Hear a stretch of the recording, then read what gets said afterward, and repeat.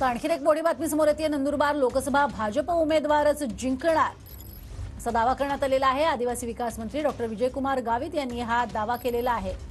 तर काँग्रेसकडे उमेदवारच नाहीयेत, त्यामुळे काँग्रेसची अवस्था दयनीय झाल्याचंही त्यांनी म्हटलेलं आहे। मित्रपक्ष असलेल्या शिवसेना नेत्यांवरही गावितांनी टीका केली आहे।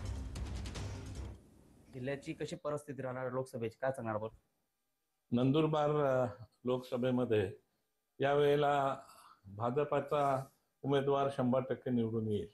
कारण ज्या पद्धतीने केंद्र शासनाच्या योजना प्रभावीपणाने राबवण्याचं काम या ठिकाणी डॉक्टर हिनाताई यांनी केलेलं आहे आणि त्याचप्रमाणे राज्याच्या योजना पण आम्ही सर्व कार्यकर्त्यांनी चांगल्या रीतीने या जिल्ह्यामध्ये राबवल्या गेल्या आहे। सर, पण काँग्रेस पण उमेदवार असं मजबूत उमेदवार देण्याची तयारी दिसून येते, काय सांगणार आपण त्यावरती? काँग्रेसचा उमेदवार नसल्यासारखी परिस्थिती आहे। कारण जे काही उमेदवार देणार ते कसं असतं, स्वप्न पडल्यावर माणूस कुठेतरी फिरतो, तशी अवस्था या ठिकाणी त्यांची आहे। त्याच्यामुळे मला वाटतं की काँग्रेस पूर्वीची जी अवस्था काँग्रेसची होती ती या वेळेला राहिलेली नाही। सर, हिनाताईंना पुन्हा उमेदवारी मिळेल अशा आशा आहे आपल्याला? हे बघा, आमचा पक्ष ठरवतो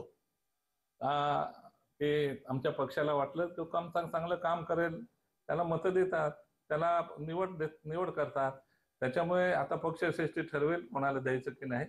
पण निश्चितपणाने हिनाताईंचं काम सर्व स्तरावर देशभरावर पण त्या हिनाताईंची वाहवा होते। त्याच्यामुळे मला वाटतं की पक्ष योग्य तो निर्णय घेईल। जितेंद्र बैसानी, टीव्ही 9 मराठी, नंदुरबार।